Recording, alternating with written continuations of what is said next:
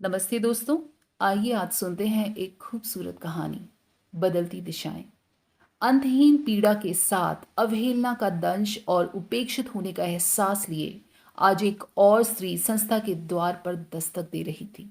अपने पूरे जीवन को, पूरे वजूद को, अपने परिवार और बच्चों को समर्पित करने के बाद एक स्त्री के कदम कहाँ जाकर रुकते हैं?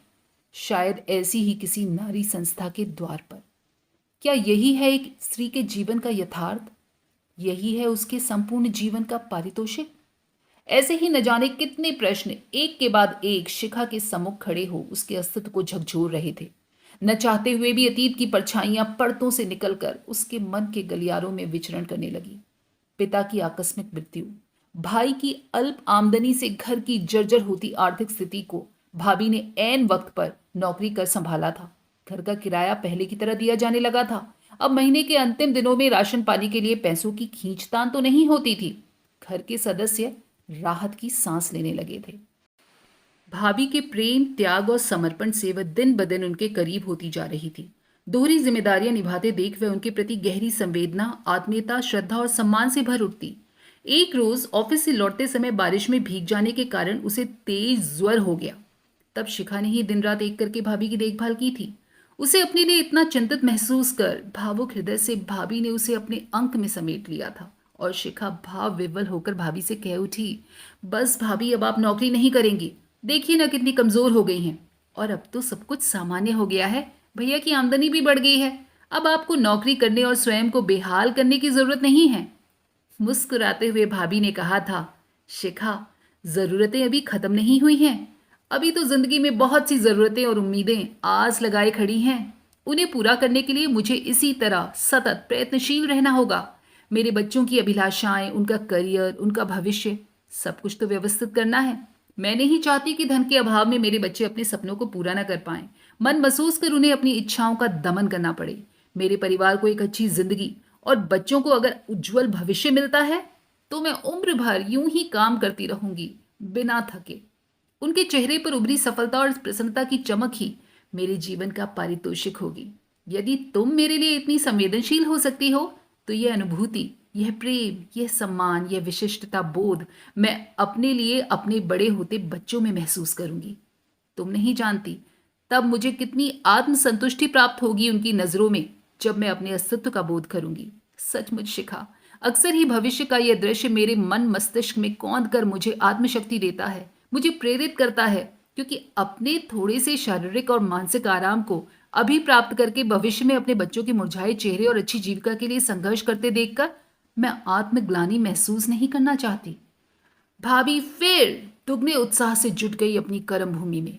भाभी से ही प्रेरणा प्राप्त कर उसने भी जी जान से परिश्रम कर शिक्षा के क्षेत्र में सफलता दर सफलता पाकर एक अच्छी कंपनी में नौकरी हासिल की।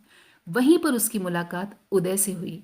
जल्द ही छोटी छोटी मुलाकातें लंबी लंबी मुलाकातों में तब्दील होकर एक दूसरे के दिल में अपनी जगह बना बैठी। दोनों परिवारों की सहर्ष स्वीकृति से वे आजीवन निभाए जाने वाले पवित्र और प्यारे बंधन में बंध गए। फिर उनके बीच आया उनके प्रेम का अंकुर, जिसके आने की खुशी में शिखा और उदय दोनों ही प्रसन्नता में सराबोर हो गए।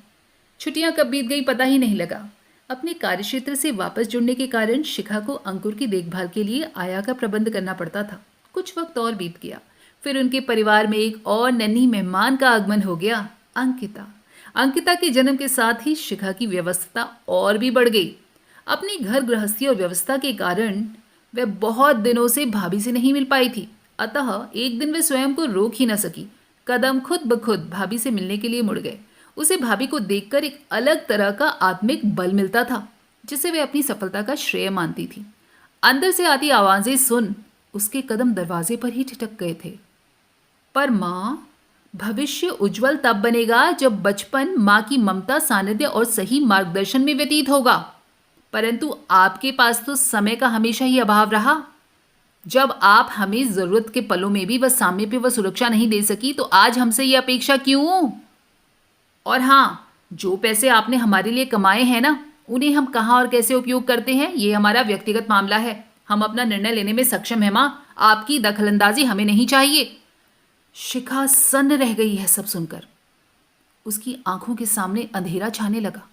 एक माँ के लिए उसके जिगर के टुकड़ों की ये उक्तियां उस माँ के लिए जिसने अपने परिवार के लिए, अपने बच्चों के लिए न दिन देखा न रात, न सर्दी न बरसात, अनवरत बिना थके संघर्षरत रही, जिसके चेहरे पर न अवसाद कभी दिखा, न किसी के प्रति कोई शिकायत।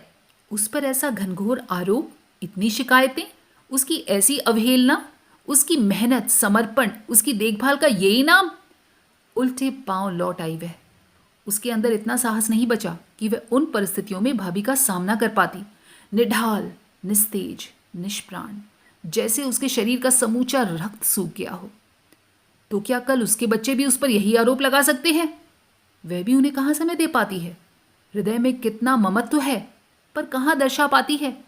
कहाँ है उसके पास वे सुकून के पल जब वह घंटों बच्चों को अपने अंक में समेट सके, उन्हें दुलार सके, उनके नखरे उठा सके, उनके साथ खेल सके, खिला सके?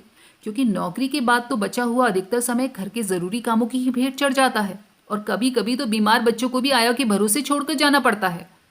नहीं नहीं, वह इस दृश्य को भविष्य में सहन नहीं कर पाएगी।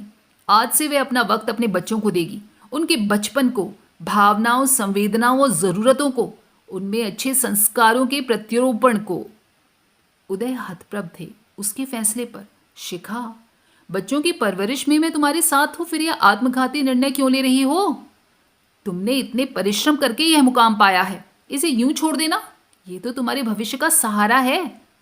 नहीं उदय, मेरा भविष्य मेरे बच्चे हैं। अभी मैं उनकी बुनियाद उचित रूप से नहीं रखूंगी तो कल को वो मेरा मजबूत सहारा कैसे बनेंगे? उस घटना का खौफ शिखा के मन मस्तिष्क पर इस कदर छा गया कि वह साई की तरह बच्चों के करीब रहने लगी। अपना पूरा अस्तित्व, पूरा व्यक्तित्व उसने बच्चों, घर और पति के इर्द गिर्द समेट लिया। पूरी तरह समर्पित हो गई थी वह। गुजरते वक्त के साथ उचित मार्गदर्शन, उच्च शिक्षा और आर्थिक मजबूती ने बच्चों को एक अच्छा करियर चुनने में सफलता दिलाई। बच्चों की सफलता और खुशहाली से शिखा स्वयं भी गौरवान्वित महसूस करती थी कि उसके द्वारा वर्षों पहले लिए गए निर्णय के कारण ही आज उसके बच्चे इस जगह पर पहुंच पाए हैं। दोनों ही अपने मनपसंद जीवन साथी के साथ अपनी अपनी जिंदगी में व्यवस्थित हो चुके थे। इसी बीच वक्त के क्रूर हाथों ने उदय को उससे छीन लिया था। कुछ पलों के लिए अकेली पड़ गई थी वह। उन्हीं दिनों बहू ने जुड़वा बेटियों को जन्म दिया और वह फिर व्यस्त हो गई उनकी देखभाल में। कामकाजी बहू के कारण बच्चियां दिन भर उसके पास रहती थीं, पर कभी कभी माँ के लिए बिलखते बच्चों को संभालना उसके लिए मुश्किल हो जाता था। तब उसने अपने बेटे से इच्छा जताई थी कि बेहतर होता बेटा, बहू बच्चों को अधिक से अधिक समय और सामीप्य दे। इस पर बेटे ने कहा, माँ, नीरू आपकी तरह कमजोर नहीं है जो जिम्मेदारियों से भागकर, परेशानियों से घबराकर नौकरी छोड़कर घर में बैठ जाए सिर्फ बच्चे पालने के लिए। उसने इतनी अच्छी शिक्षा घर की चारदीवारी में बैठने के लिए नहीं ली है, और आपके पास तो बच्चे संभालने का अच्छा अनुभव है, फिर परेशानी क्या है? फिर भी आपसे नहीं होता तो मैं किसी आया का प्रबंध कर दूंगा। सड़क सड़क सड़क, शब्दों के रूप में जैसे नंगी पीठ पर चाबुक पड़ रहे हों। शिखा का सर्वांग कांप उठा, हृदय लहूलुहान होकर थमने लगा। उसने कभी सपने में भी ऐसी स्थिति की कल्पना नहीं की थी। क्या वह कमजोर है, परेशानियों से घबराती है, जिम्मेदारियों से भागती है? क्या इसी दिन के लिए उसने नौकरी से त्यागपत्र दिया था? यही जगह है उसकी बच्चों के मन मस्तिष्क में? क्या यही वजह थी स्वयं को पूरी तरह घर और बच्चों के प्रति समर्पित करने की? ये बच्चे आखिर चाहते क्या हैं? बड़े हुए नहीं कि खुद ही विभिन्न परिभाषाएं गढ़ने लगते हैं। कैसी विडंबना है कि घर से निकलकर परिवार की आय में इजाफा करती, दोहरी जिम्मेदारियां निभाती, थोड़ी पहचान बनाती स्त्री इन्हें स्वार्थी और आत्मकेंद्रित लगती है। बचपन के साथ अन्याय करती मां प्रतीत होती है, तो दूसरी ओर पूरी तरह घर परिवार और बच्चों के प्रति समर्पित, उनका हुक्म बजाती स्त्री, घर को संभालती स्त्री उन्हें कमजोर, असफल और अस्तित्वहीन नजर आती है। संज्ञा शून्य हो शिखा की आंखों से अश्रुधारा बहने लगी। क्या ऐसे ही भविष्य के सपने बुने थे उसने अपने वर्तमान की दिशाएं बदलकर? कहाँ चूक हो गई उससे जब उसने दिशाओं को परिवर्तित कर सफर का आगाज किया था? तब उसके समक्ष मंजिल की स्पष्ट तस्वीर थी। चलते चलते ये कौन सी जगह आ गई है जहां सिर्फ घना कोहरा है, सब कुछ धुंधला धुंधला। तो क्या गुम हो जाएगी वह इस कुहासे में? क्या वह सचमुच कमजोर है, शक्तिहीन, अस्तित्वहीन? नहीं, नहीं। एक बार फिर दिशा बदल गई शिखा की जिंदगी की, और फिर उदय हुआ एक संस्था का जिसे शिखा ने नए सिरे से गढ़ा और संवारा, जहां था प्रेम, सम्मान, आत्मीयता, अस्तित्व बोध। जिंदगी को फिर से जीने की चाह थी। निराशा को छोड़ जीवन की नई दिशाएं देने का संकल्प था।